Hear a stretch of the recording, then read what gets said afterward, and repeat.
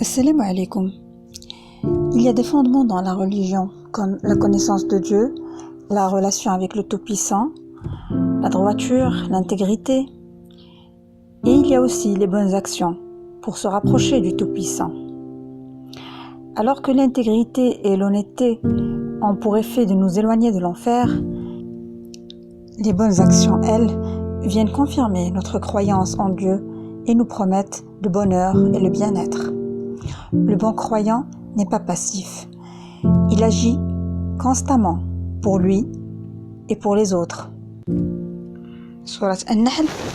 Quiconque, homme ou femme, fait une bonne œuvre tout en étant croyant, nous lui ferons vivre une bonne vie. Et nous les récompenserons certes en fonction des meilleures de leurs actions. Les bonnes actions ont été citées dans le Coran simultanément à la croyance en Dieu, et ce plus de 200 fois. Surat Al-Kahf. Ceux qui croient et font de bonnes œuvres auront pour résidence les jardins du Firdaus.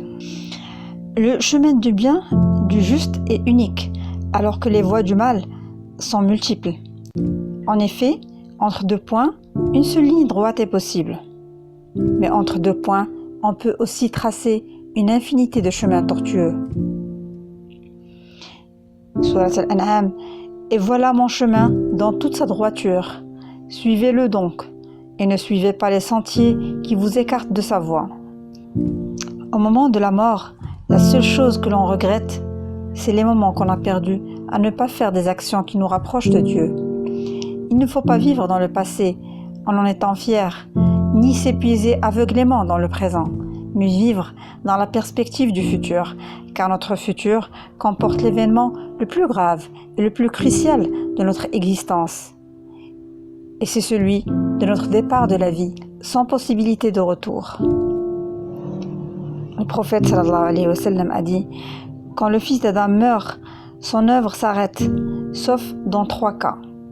Une aumône continue, une science dont les gens tirent profit, un enfant pieux qui invoque pour lui. » Quand on vit avec la perspective de l'avenir, on investit dans notre temps au lieu de le consommer.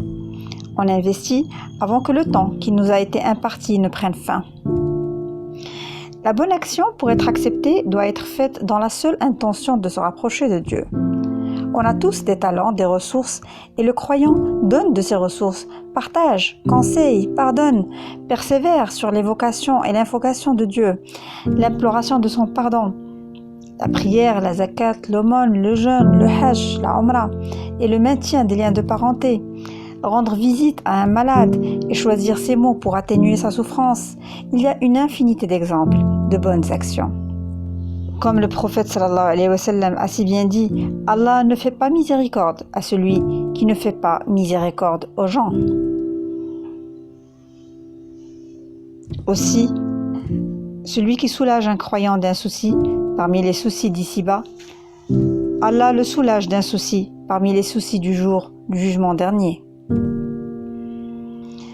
Alors soyons productifs et à vendredi prochain, Inch'Allah.